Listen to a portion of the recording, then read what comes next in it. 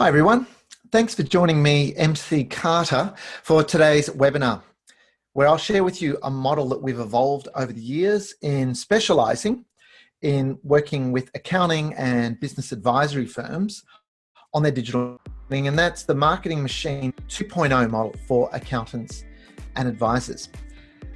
As I mentioned, MC Carter. If you've not met me before, I'm the founder of Practice Paradox. And if you Google marketing for accountants, digital marketing for accountants, that's us. We've been doing that in terms of inch-wide, mile-deep focus for about 9 years now, and have worked with some fantastic firms over the years and continue to do so.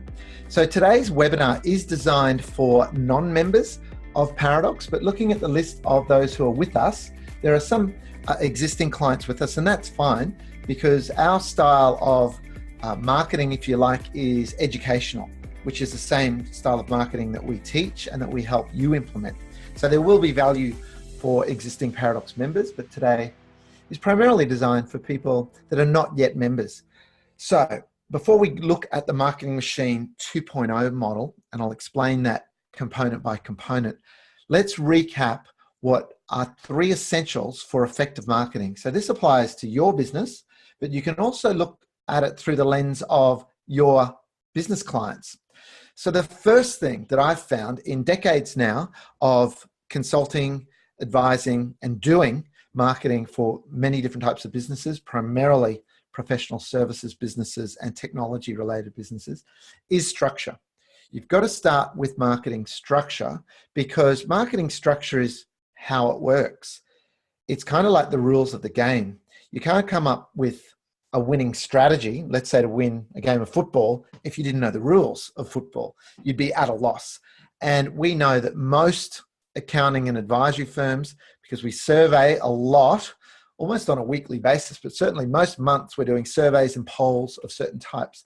And if I could characterize the #1 marketing challenge for accounting firms, it's often don't know where to start or don't know what to do next. And that is a symptom of not being clear on an overall structure. So sometimes people are a little surprised that we start with that. Like, wouldn't you start with strategy, the second essential for effective marketing? And the reason you don't is strategy is how to win, but structure, as I said, is the rules of the game. But strategy is really, really important. And strategy is not some airy-fairy concept, something for those MBA types out there. I do have an MBA, do not hold that against me. Actually, I found it really good, but mine was all about startups. Anyway, strategy is very structured itself. And in our upcoming masterclass, and at the end of today's webinar, I'll just remind you, if you're not aware of the 2-day workshop, we call them masterclasses, that we're running end of July. It's on a Thursday, Friday on the beautiful Sunshine Coast. It's winter right now in this region, and it's just glorious. And we have 7 big rocks of strategy. Each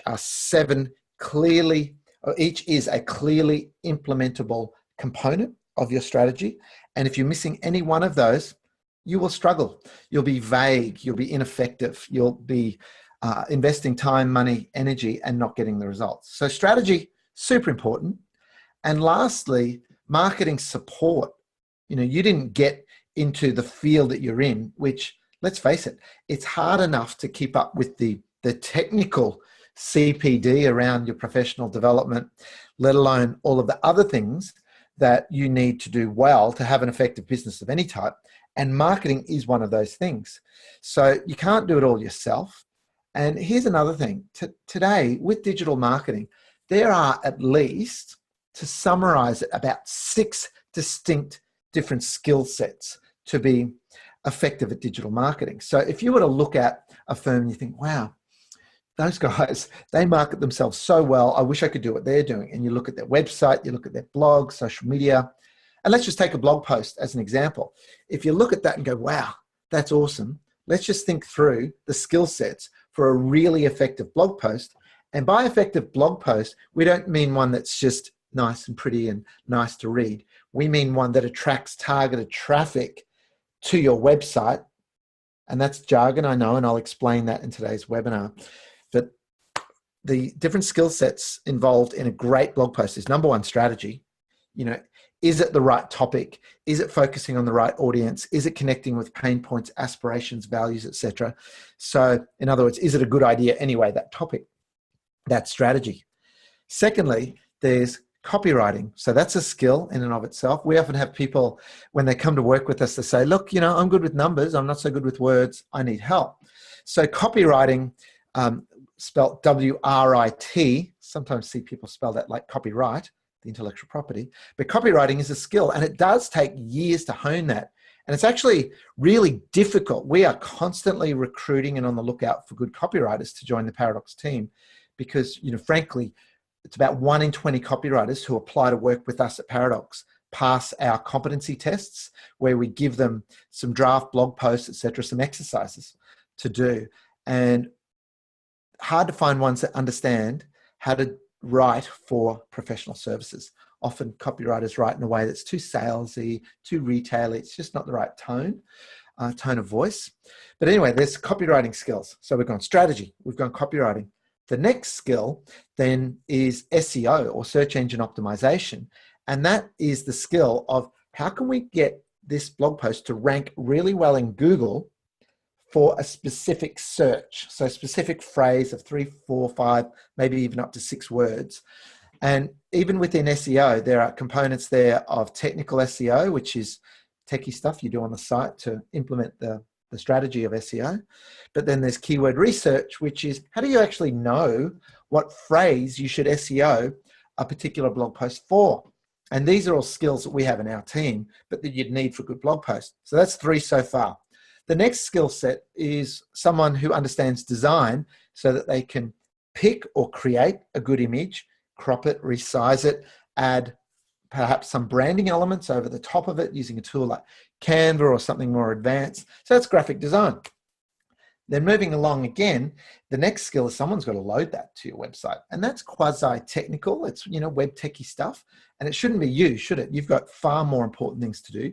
Your time, if you're a principal director in a firm, your highest value time in general, apart from strategic thinking to make sure you actually have a game plan where you're going to win, and by win, we mean achieve your business objectives, your most valuable time is face time with clients, with your team, with prospective team and prospective clients, referral partners. You don't want to be messing about at the keyboard level, getting, in this example, a blog post up.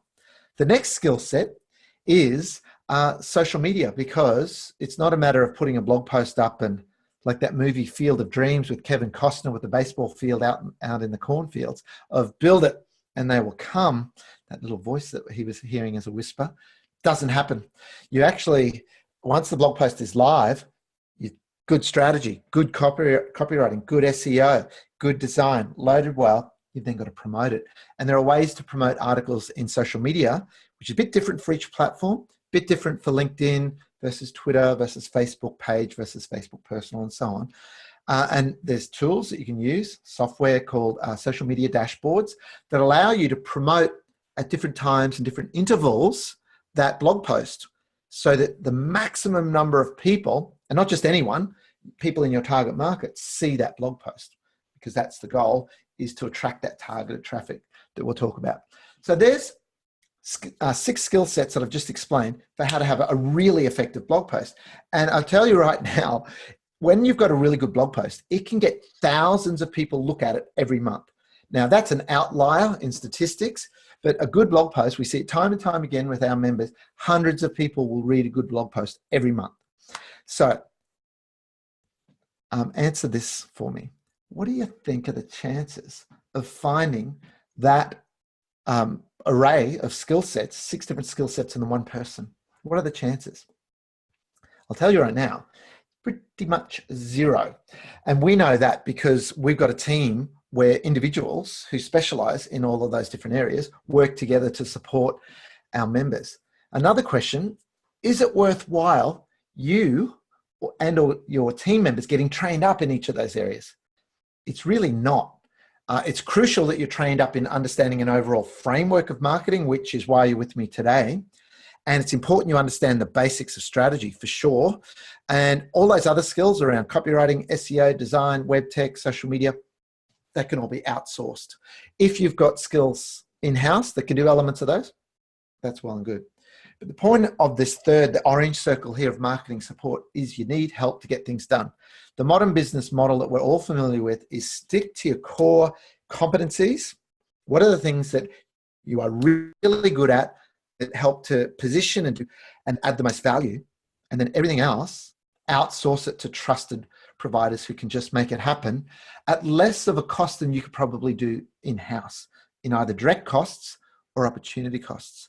So here's why these are the three essentials for effective marketing.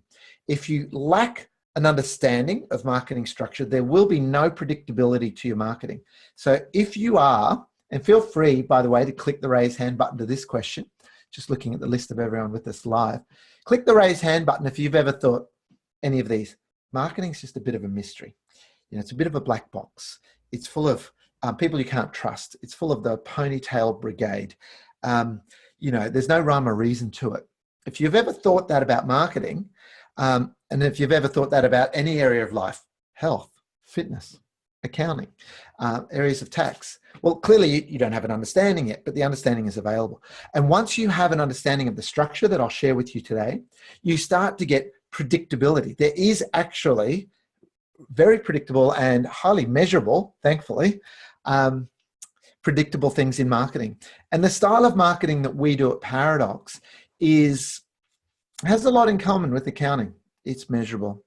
And that's why we use the metaphor that we're talking about today of a marketing machine, not to dehumanize marketing, but to just emphasize as a metaphor. There's structures and there are components, and if they work, you'll get the results. But if you don't understand strategy and you don't effectively implement strategy, doesn't matter what you do in your marketing, there'll be very little point.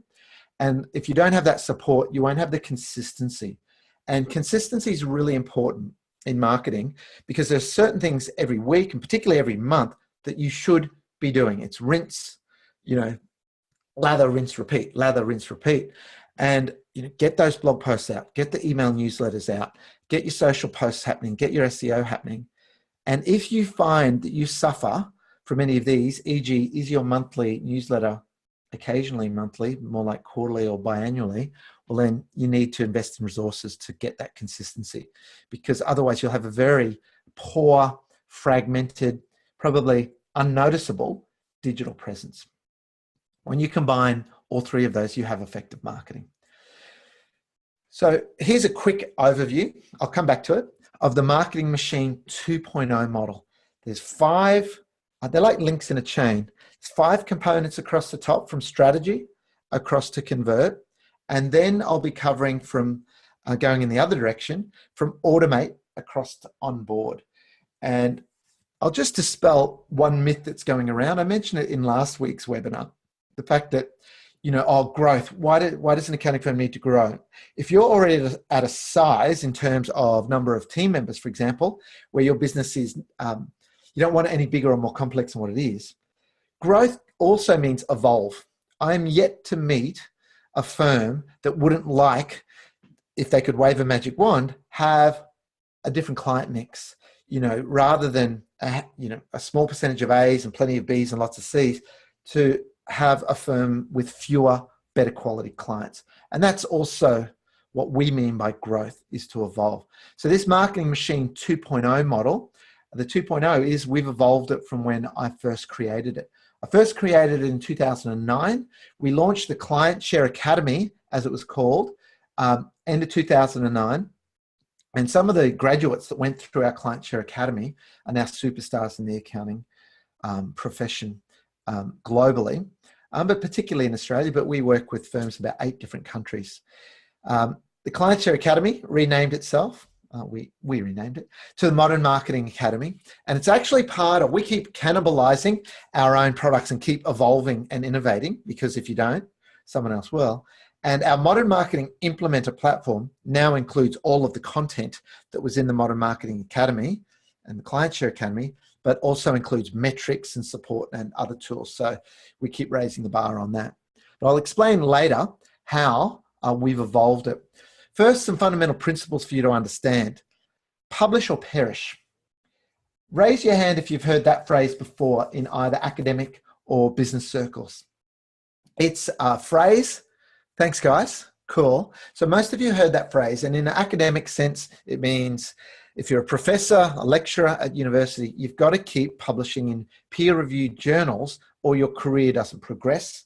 In modern marketing sense, it means if you're not publishing content online, blogs, social, also includes video and other forms of content, your brand and your digital presence will perish. You'll become an undercover operation in many ways because, like it or not, from a business perspective, even with word of mouth referrals, today a business is who Google says it is. Now, you might not like that. You might revile against that, but it is true. So even when you get a referral, someone will note down the name. They might even immediately bring up the web browser on their smartphone and look you up. And those first impressions you make are important. So lots of different types of content, across your website, downloadables like ebooks. Video is really hot at the moment, particularly live video. And the thing with content is you get better at it. It needs to be strategically thought through, otherwise there's no point. So it needs to be very focused in who your target audience is. But there are elements of creating content that you can outsource. You shouldn't be doing it all yourself. But all of this style of content, whether it's written content, visual content, video, audio, these are all things that we teach our members how to do and also do elements of that for you. But with marketing, really, academics, speaking of them earlier, tend to overcomplicate things. Like when I did my my MBA and when I did my undergrad and marketing subjects, wow, textbooks this thick about marketing, and most of it that's taught at university, hopefully it's changed in recent years, but it's usually not all that applicable to small and medium-sized enterprises. It's usually more applicable to the corporate end of town. And I think the easiest way to think of marketing is to reframe it, to not think about marketing in the traditional sense, but just think about education. It's all about teaching people things, particularly in the game that you're in with professional services. And one of the reasons, over my shoulder there, break out of the box, that's what this little running box man's all about, is most accounting firms are in a pigeonhole that you pretty much, you've put yourself in this pigeonhole as a society as a whole, that when we ask people, what does your accounting firm or your accountant do for you? Common answer is, well, they just do my tax. Well, they do my quarterly BAS, my year end, whatever words they put around the compliance. That's not to downplay the importance of compliance. But there are so many other things in the future-focused advisory that you're technically capable of delivering, but because it's non-compliance, no one has to comply with anything in order to do them. They need to be marketed and they need to be sold, which is a harsh reality for many practitioners in the accounting profession to accept, because selling is a dirty word and so is marketing to many. But really, marketing is education. And until you educate people to the underlying principles of your value-add services, you probably won't do many of them, because not too many of those engagements fall on your lap. Now, the reason that education is important is that when it's done strategically, understanding the principles of influence, and one book that you'll hear me quote a lot is Influence, The Psychology of Persuasion by Dr. Robert Cialdini. I think everyone on the planet should have to read that because it helps you understand how the world works. And it's a bit like a knife, influence. It can be used for good or bad. And, you see people out there that influence solely from their own self-interest. But then you can protect yourself from those people when you see the tools that they're using. But when you educate people, understanding the principles of influence, you create in their mind cognitive dissonance.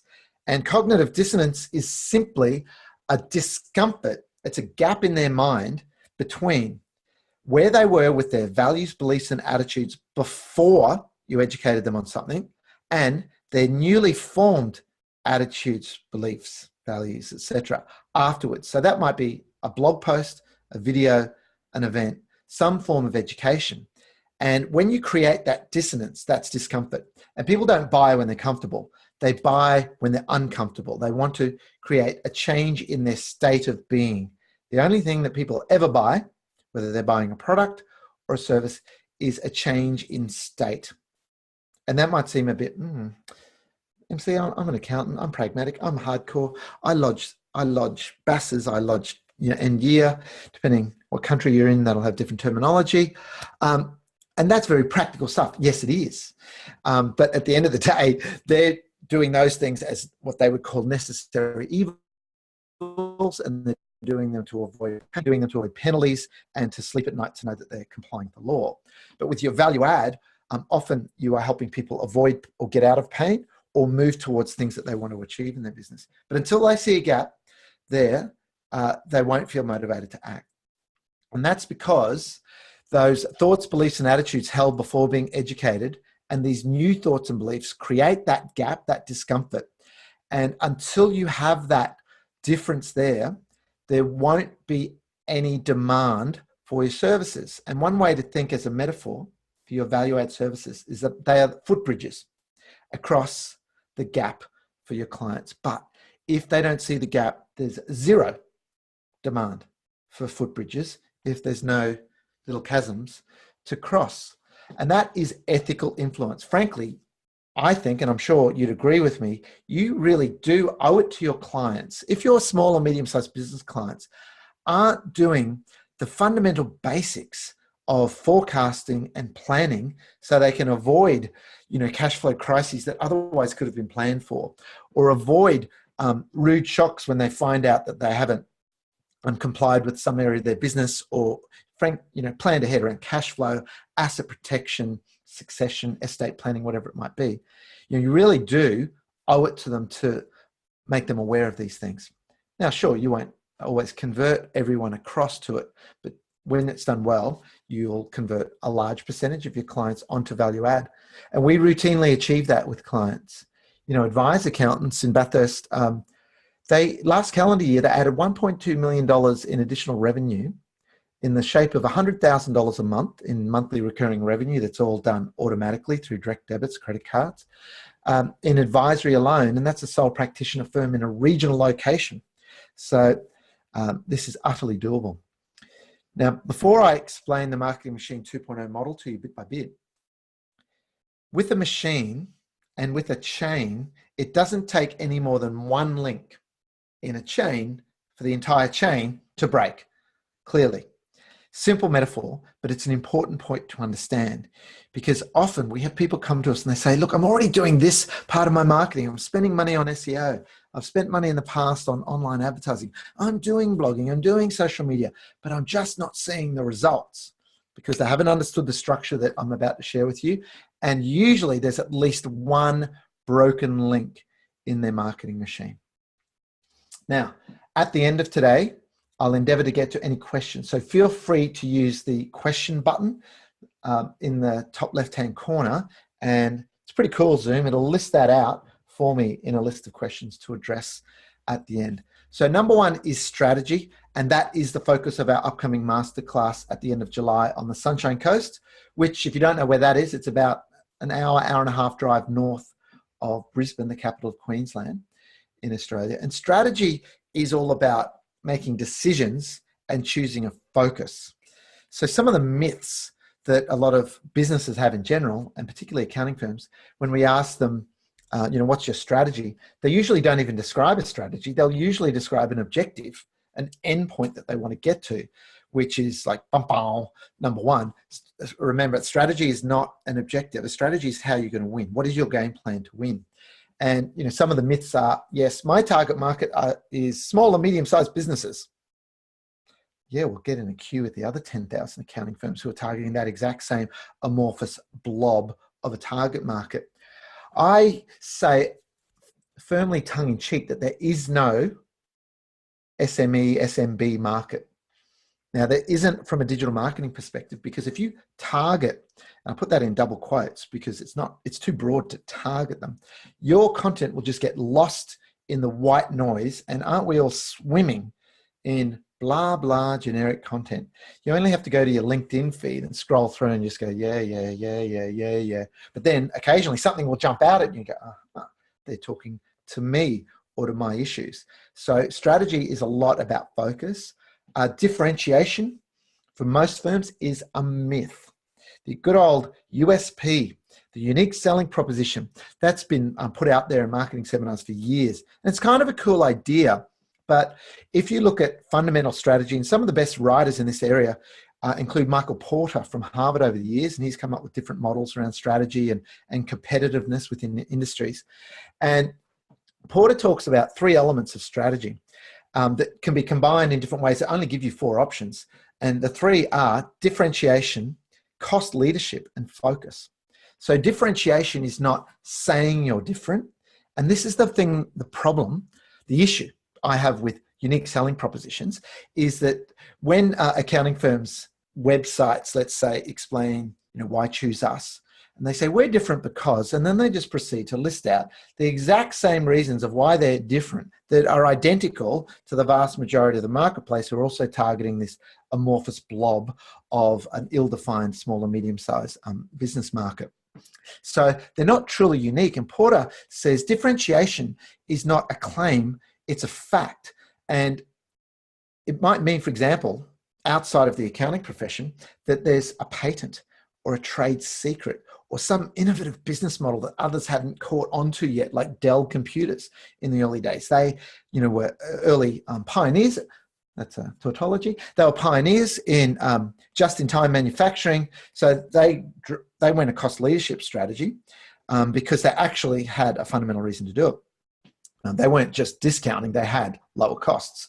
So here's a bit of pill to swallow: is that it's unlikely if you're an accounting, business advisory, or financial planning firm, you are not differentiated, not in the strategic sense, because you're drawing from the same labor pool, you're using the same collection or similar collection of apps and tools to get the work done. You've probably got a similar business model, and you are not differentiated. The good news here is, don't worry about that, because differentiation really is a pipe dream. There's a strategy, and this is one of the 7 big rocks we teach at Masterclass, of positioning, which on the surface seems subtly different, but is profoundly different than differentiation. So forget about differentiation. It's more about focus, and forget about cost leadership as well, unless you've got a radical new way of doing what it is that you do. So I'll leave strategy there. There's a lot more to it, which is why we do a 2-day masterclass on it. The next component of your marketing machine is your digital presence.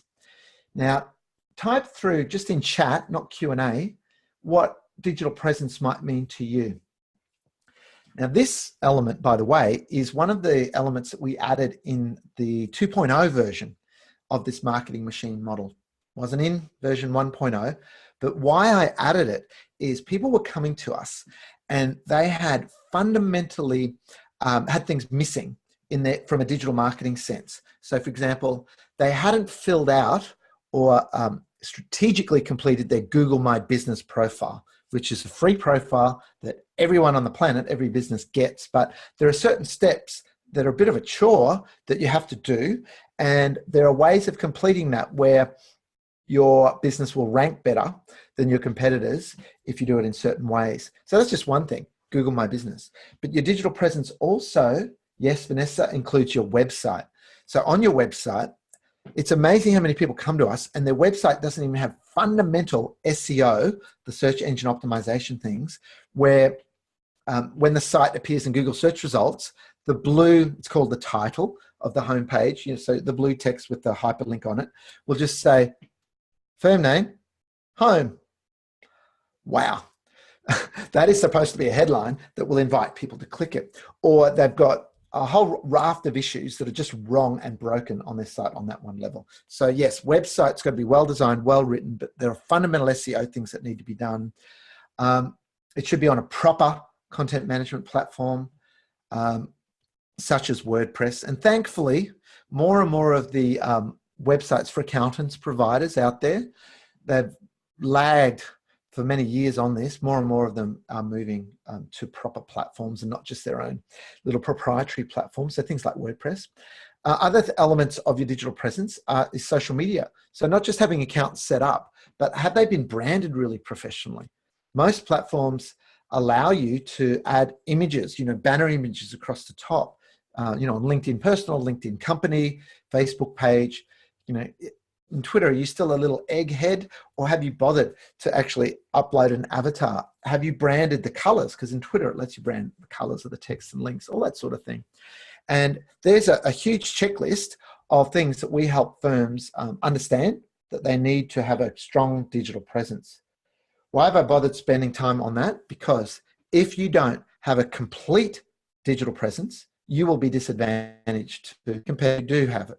Then the next layer up is that a strategic digital presence been formulated based on your strategy, and is it focused towards a target market? So really, really important element, but it's really almost, from our perspective, very straightforward.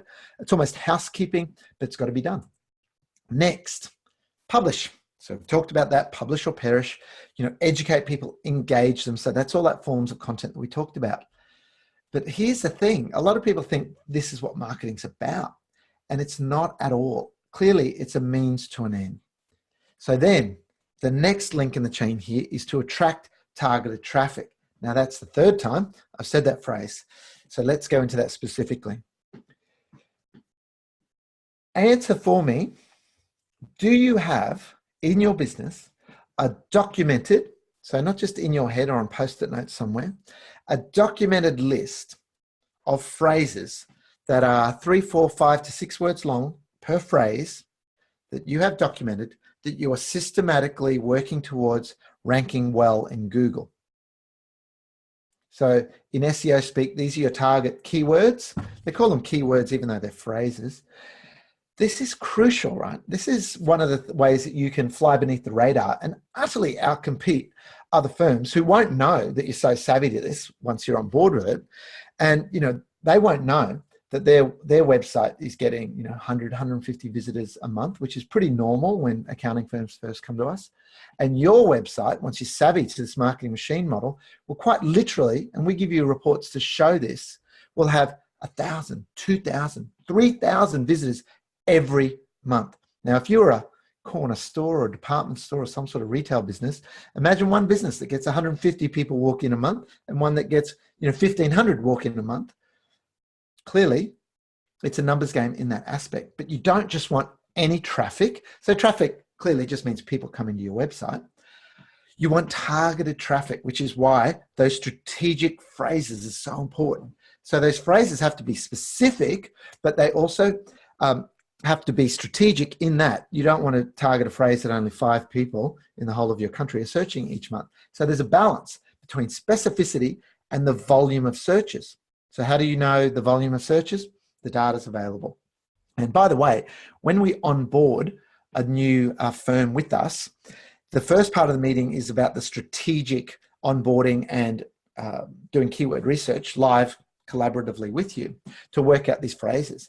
And in our Implementer platform, it's the Modern Marketing Implementer platform in full, Implementer for short. In the setup, we actually have 30 phrases that you can enter and then track your rankings from one week to the next. So every week the rankings update. You can enter 2 of your competitors. And here's another sort of slight shift in your thinking. Your competitors are not that rival from your university days or from the local chamber of commerce or people next door across the road. From a digital marketing sense, your competitors are those who, for the phrases you want to rank well for, are currently ranking higher than you.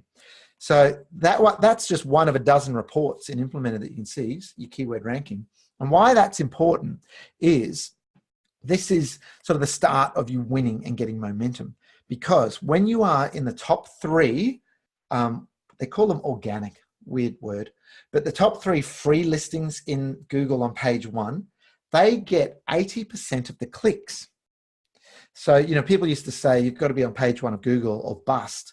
It's really, you've got to be top 3 of Google, page 1 or bust. So, above those first 3 organic listings is the map. Doesn't always appear, but if someone's done a search where Google's picking up their location, or they've entered a phrase like their suburb, town, region, or words like near me, and they're searching on a mobile, that map, it's called Google Places, will be there with little pins on it and might list 3 or 4 businesses. I failed to mention earlier that part of your digital presence too is your reviews. And if currently the number is, if you don't have at least 4, it's a bit of a moving landscape. That number could change tomorrow, but Currently, it's 4 Google reviews is the minimum number of things. And that's just one criteria that you need to have to tick a box on your digital presence to even show up under that map, the Google places at the top. And ask yourself, is that a good place to be under that map? Big time. Then above the map are the paid ads and also down the right-hand side as well. So your goal is to get into that top 3 because really, and I'm not exaggerating, can show plenty of data on it, that will get you 10 times the traffic than if you're not being in those top 3. So attract targeted traffic. Hey, yeah, we're number 1 in Google for our target phrases. High fives, everyone. Well, not necessarily, because if we stopped here, you wouldn't really be seeing any benefit from that yet, because the next step is to convert your website visitors. So let me explain what I mean by that. It doesn't mean, okay, yes, someone's going to come to our website and immediately click that lovely button in the corner that says free consultation or book a consultation or you know, words to that effect. And that's a very common call to action on a website. Now, from a psychological perspective, if someone's discovered you because they searched in Google on something they want to achieve or solve, find out about in their business, they've discovered a blog post of yours, they've read it, it's been eye-opening for them, you've shifted their thinking, they've got a bit of cognitive dissonance on it, then they've stayed on your website and looked around, they're not going to rush to sit in front of you straight away, are they? You know, oh yeah, because let's face it, you would have had to have come down in the last shower, as my mother used to say, to think that that complimentary consultation is not a quasi-sales process. So that is too much too soon. It's too high a gradient, we call it. So what you want are lower gradient, easier to take steps that people can take initially. So the goal of your website, and we ask this when we do a marketing gap analysis.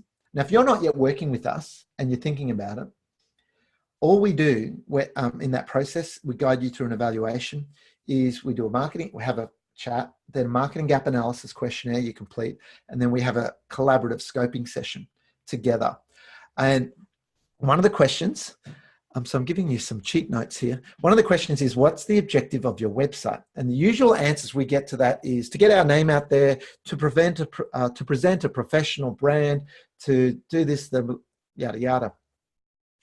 The goal of your website is to convert targeted visitors onto your marketing database.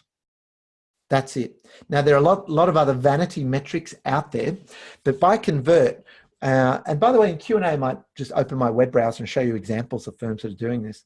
So basically, and we've all done it, right? If you're on any email newsletter lists, you converted on people's sites where you may have downloaded a PDF, might have just been a simple one-pager, or it might have been a longer document like a slide deck or an ebook or something, or an audio file or a video, and you've basically given them permission to email you or message you in other ways. Facebook Messenger is becoming an exciting new tool. There's SMS, there's lots of ways of messaging. But those 5 things, strategy, presence, publish, attract, convert, the goal there is to grow your database. And when your marketing's working well, your database grows every day of the week. Literally. You'll wake up, and when you're using even a rudimentary system like MailChimp, which is a common system, we used to promote MailChimp. It was a pioneer in its time, but it's failed to innovate. It's okay as just an email broadcast tool, but it's no good for following up your leads. So we recommend either Infusionsoft or ActiveCampaign, depending on your existing app ecosystem and other tools you're already using. But those tools will send you an email when you get a new subscriber on your list. So every morning in your inbox or one of your team members' inboxes, you'll see such and such has just downloaded such and such checklist, or such and such has just subscribed to your newsletter every day of the week. And, you know, I love it when members send us screenshots of, let's say, the dashboard widget in Infusionsoft that shows their list growth over the last 30 days. And they get really excited when it's 30, 60, 90. And that's really a hot asset, digitally speaking, because they're people that are new to you. They're warm to you. They're starting to think, yeah, I like these guys. I can learn some stuff from these guys. Now, back on that conversion, most websites are very poor at converting. And with our SEO, our search engine optimization service, we are strongly focused not just on the traffic, but to make sure that you have what are called conversion goals, which are very specific things on your website. So for example, the page that someone sees after they fill out a web form or opt in, that web address or URL can be entered as a conversion goal. And then you can actually see a percentage of what is our conversion of visitors to people who do that goal, who do that action. Very scientific, very measurable.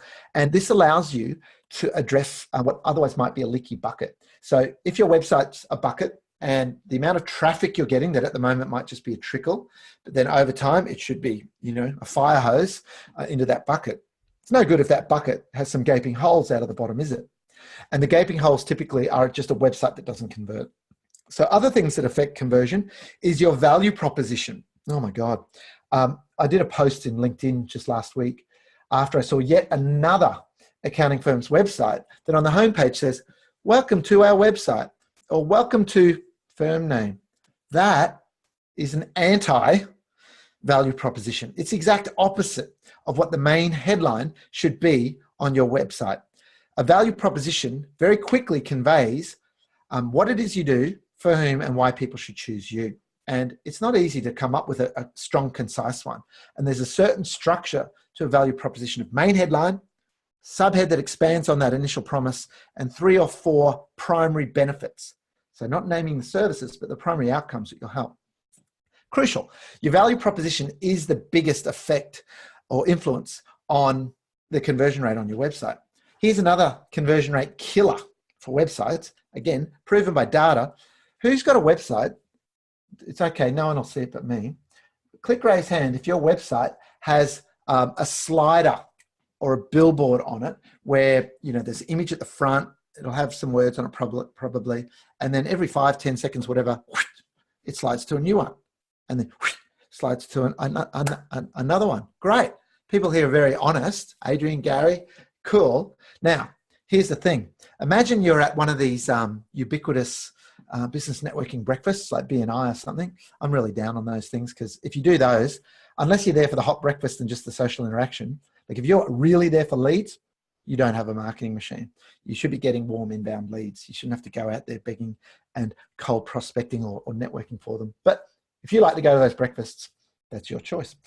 Anyway, imagine someone that stands up to do their little elevator pitch for, let's say, 60 seconds, and they start talking, and they're going for like 10 seconds or so, and they just stop dead in their tracks, and then they start a different sentence altogether. And then they do that at the 20-second mark and 30-second mark. You'd be sitting there thinking, this person needs therapy. There's something wrong with this person. And that's precisely what a slider does. A slider is saying, oh, we're not quite sure what our main promise is. And usually that comes from not being quite sure on who we're targeting. So you don't know really what you're saying and to whom. Sliders kill conversion rate. Need to get rid of it. Need to replace it with a value proposition and not an anti-value proposition. But other things that affect conversion rate on a website is there are certain tools like HelloBar, SumoMe, ConvertFlow, where you can, OptiMonk is another one, where you can have certain rules where you can say, look, when someone's on this blog post and they scroll more than halfway down the page, present to them a little bar across the top of the screen or a little slider on the side or a little modal thing that takes over the whole screen, and ask them if they want to download a certain thing. And there's all sorts of ways you can do it based on mouse movements or how long they've been on the page or what they searched on to come to your site in the first place, and do very targeted calls to action, CTA, so not that complimentary consultation. And you can double, quadruple, 10x your conversion rate. And it's not hard to 10x the conversion rate when it's 0.2 of visitors. So far, I've covered the first 5 elements that at the end of that, you'll be growing your database with targeted prospects. And, I remember when Ben Walker is his name, he has a firm called Inspire. Their website address now is inspire.business, Brisbane-based, now 2-partner firm. And in our first conversation, it was, MC, I've been a member of this coaching club, but I'm getting a sense that they're a bit behind the times. Like last week, part of the marketing advice that people in the room were being given is to go and buy a list. What do you think of that? And I went, oh my God. I said, what are they suggesting you should do with this bought list? Oh, email it, telemarket it, etc. Oh God. No, there's a whole new era that came in about 20 years ago called permission-based marketing, where you don't cold canvas and prospect people, apart from the fact that if you email a bought list, that's spam. Emotionally and legally, that's spam. You should not email anyone who hasn't given you permission. So my little joke is, my daughter probably thinks it's a dad joke, but lists are like beards. You got to grow them. Don't buy one. Don't get a stick-on list. Grow your list with authentic people who've discovered you, found you, liked you, converted. So then what? What's next here? And this is where the show me the money phrase comes in. So that list alone won't help. And if any one of those 5 things is missing at the top, you won't be profitable in your marketing to this point, getting an ROI. Next thing here is automate. Marketing automation is brilliant. Imagine you had someone in your business that you've got all these people subscribing based on different searches they've done, different blog posts they've read, different tools and things they've downloaded off your website. And imagine if you had someone who 24/7, 7 days a week, they never slept, and they went through and they went, oh, that's interesting. This person seems to have an interest in cash flow issues for their startup. Interesting. I might just reach out to them and have a chat with them about it, or let them know that we've got a video from a presentation that we've done about that. In other words, send them targeted, helpful information based on what you know about them, based on their previous behaviors. So marketing automation can automate that. So you can do automated lead nurture and follow-up. So here's some signs that you don't have proper marketing automation.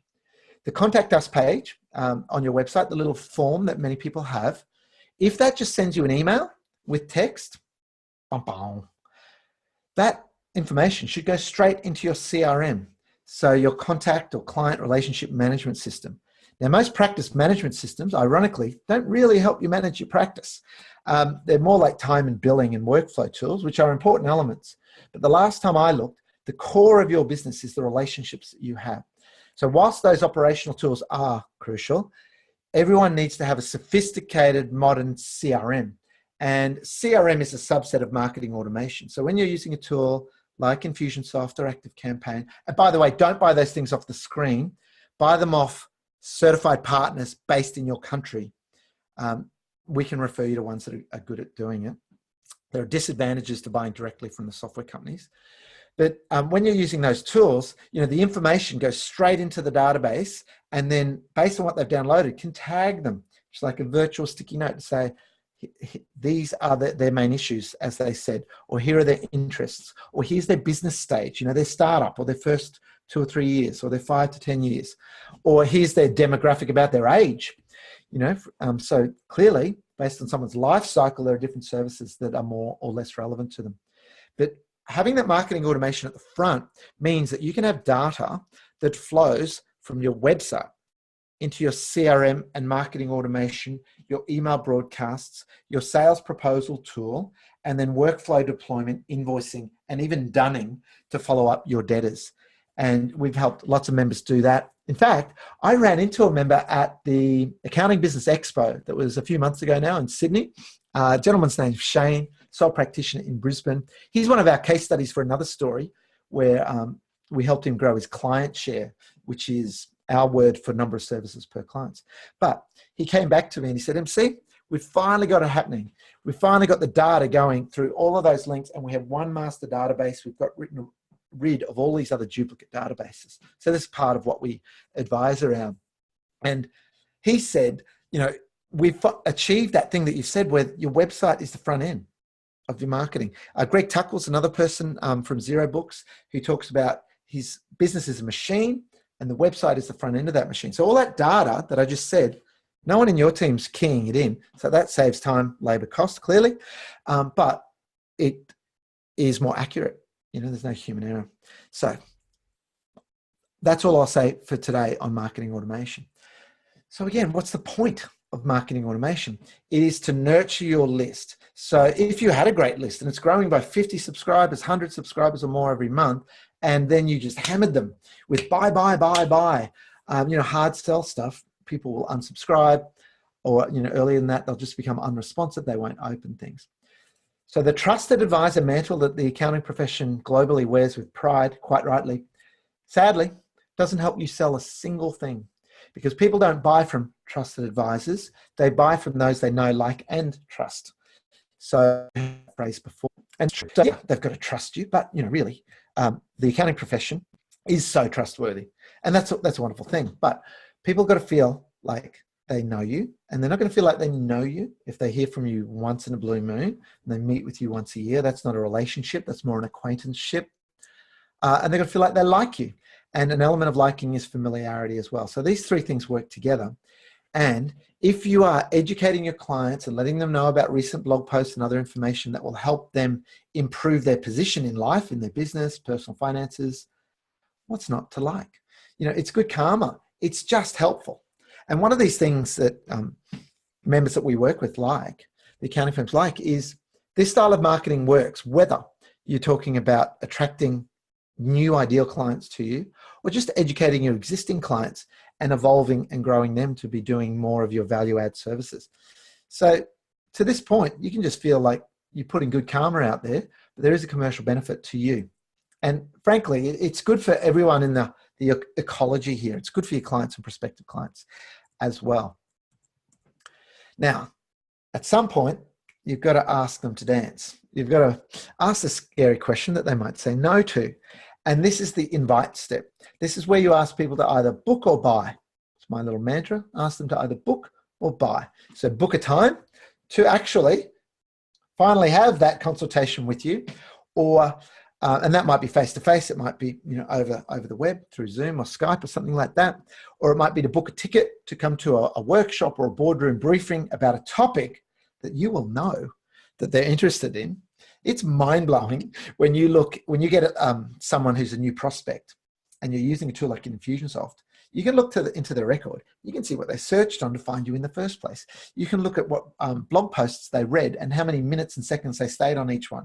You can look at which other pages on your site of different services that you have available that they've looked at. You know a lot about them coming along, which then allows you to say, hey, thought you might be interested in this workshop that's coming up about how you can have a rolling cash flow forecast for your business in the palm of your hand on your phone, whatever the topic might be. So offers and events. You do need to take action to this point where you're inviting them to either book or buy. And events are great. Events are a really good way to energize and innovate, true word, people from being interested to being having a desire to actually commit and take action. Then comes your sales process. And we advise really specifically, pragmatically about modern sales process that not only works, and by works, I mean, yes, your conversion rate matters, your time from inquiry to conversion matters, but what matters really well after that is how good your new clients feel about you. So we actually see onboarding as the capstone element of your marketing machine. So your sales process needs to be congruent with your marketing message. It wouldn't work well, right? For example, let's say an accounting firm, I see this in the multi-partner accounting firms with older partners where they go, oh, Tom and Sally, you can look after the marketing. I don't want to think about it. So then you've got this marketing machine where the inbound leads have come, people are pre-educated.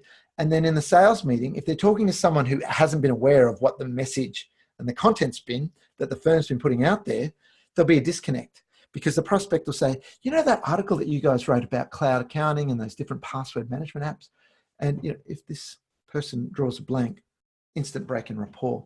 So there needs to be a congruency or a flow from your marketing through to your sales process. But using tools these days like Practice Ignition, how mind-blowing are tools like that? Like, how good is it that you can be in a meeting with someone who you would have had a first conversation with over the phone to establish initial fit, and then you would have done a diagnostic if you're following our process. They would have done a diagnostic online with a web form straight into your CRM, let's say Infusionsoft, and then you're meeting with them and you're having a conversation about the issues that they've already told you about.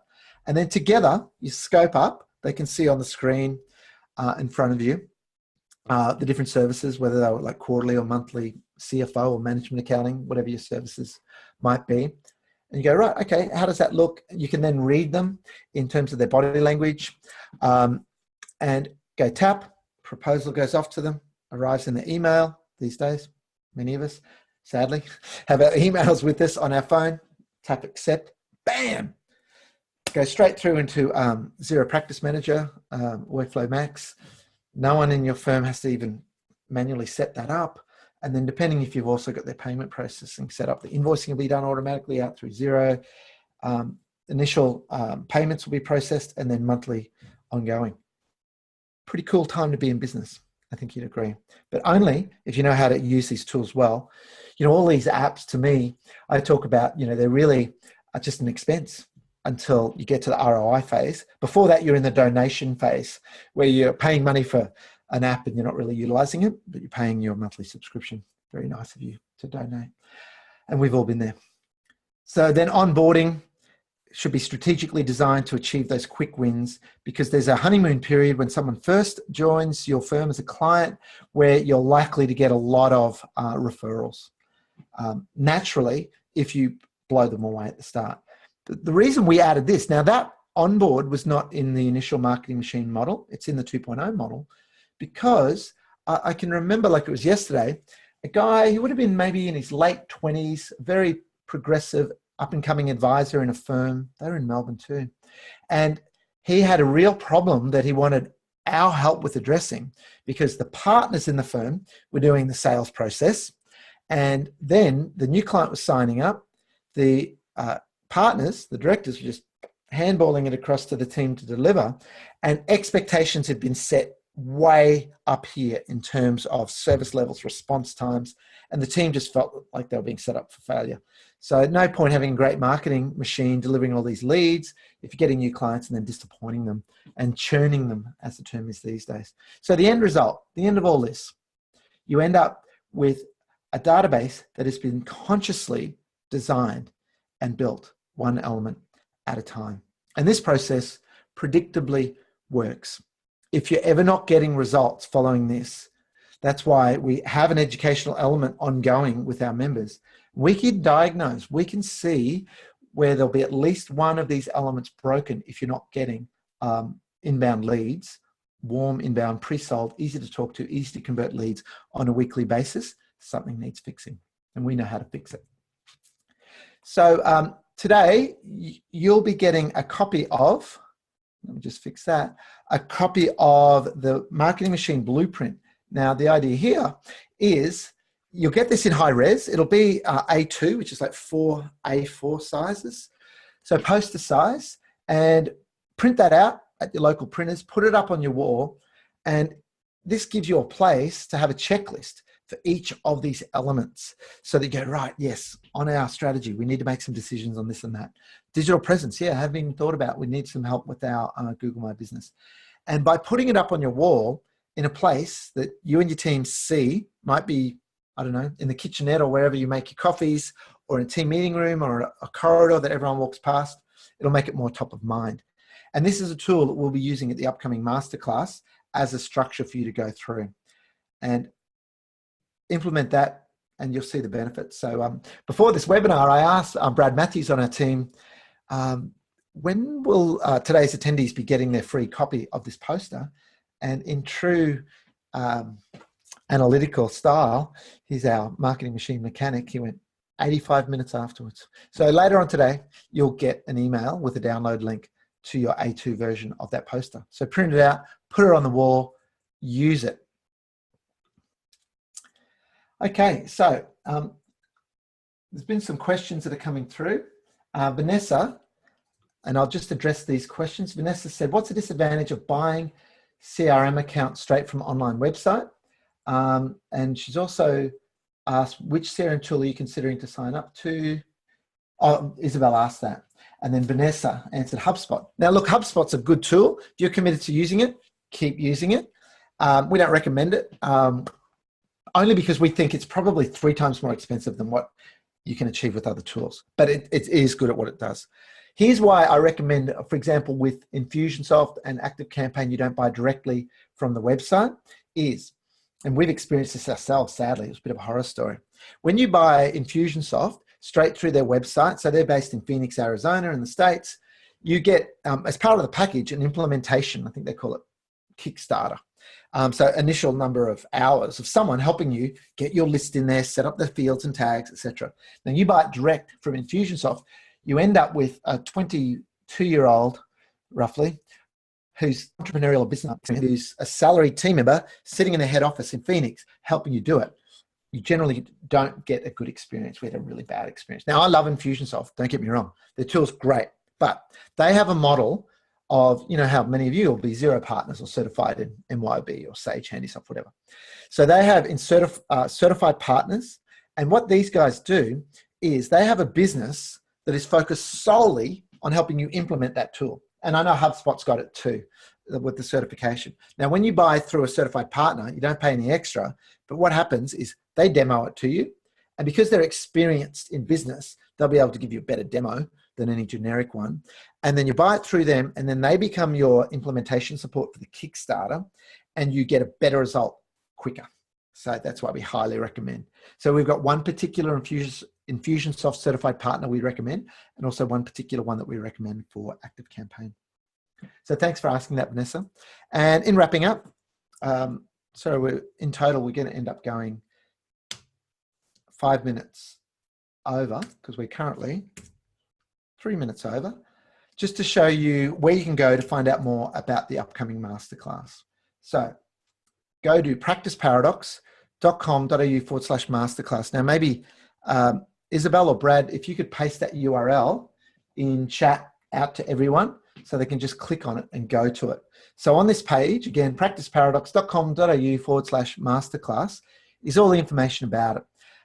This countdown timer here is about the fact that we've introduced, rather than have super early bird and then the price goes up at early bird, then goes up again to full price, we are currently in early bird, but the price per ticket goes up every day by $15. So that's what that means. So in 6 hours, 54 minutes and 30 seconds, the ticket price will go up by $15. So we're encouraging you to act, because the sooner we fill it up with the quota, the better. It's more efficient for us, which is why we're doing that. So the quicker you act, obviously the less you pay. So here is a video of last week's webinar that I did with a preview in depth of the content. I'm not going to run through the content now. You can read that for yourself on the website. A hallmark of our superstar firms, many of which have been Xero Partners of the Year, like Tanya Titman there, is that they have come to multiple masterclasses. Tanya comes, when she comes, she brings a team member. And you know, they were already a successful firm before they came to us, and we made them more successful.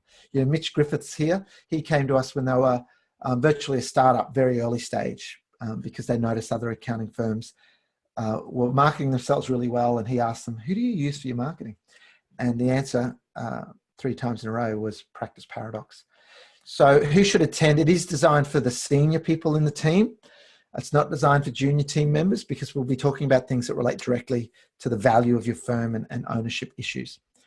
The agenda is outlined there, what we'll cover on the Thursday and the Friday. We'll have a dinner, an optional dinner. Don't have to come if you don't want to, but it's an optional additional cost if you want to come to that. We just charge you our cost on that. So if you're already a member for Paradox, you click the orange button. If you're not a member of Paradox, you click the gray button, and that will take you through to where you can purchase a ticket. If you've come to 2 masterclasses ago, which was about the 7 big rocks of strategy, we have a review discount code, which is review18. And if you enter review18 and click apply, you can actually come, and that only applies to people that come before. So if you click the orange button, your existing member, and you enter review 18, no spaces, all capitals, and click apply, you can actually come for 75% off. But note, that only applies if you have come to, not the last masterclass, because that was on Market, Sell, Deliver, but on the one before that, which was about the 7 big rocks of strategy. And we do this to encourage you to come back and review, because strategy is a bit like a garden. you need to revisit, maintain, prune. We have a guarantee on the masterclass, 90 guarantee, which is essentially within 90 days of the end of masterclass. If you've implemented the strategies that you've learned and you haven't generated at least 9 times the ticket price and additional revenue, we'll just give you your money back. And on the bottom of the page there, you'll see testimonials, that video there of people at masterclasses telling you what they get out of it. The venue, this is intimate format. We're actually about 70% booked already for this masterclass. So we're limiting the numbers because it's a workshop. It's not a great big seminar. It's a true workshop. You can see some options of where to stay nearby, and it really is beautiful this time of year on the Sunshine Coast. So get out of that southern winter and come up to unbearable low 20s degrees in winter. So there you go. Thank you for joining me today for this. Hopefully today you've learned the fact that the Marketing Machine 2.0 model is something that you need to embrace that will solve the problem of taking the mystery out of marketing for you. It'll give you the structure, and you can learn the strategy, and you can get the support so that you get to effective marketing. I'll see you for our next Paradox webinar. Any questions on anything covered today, just email us at hello@practiceparadox.com.au. That's hello@practiceparadox.com.au. Bye for now.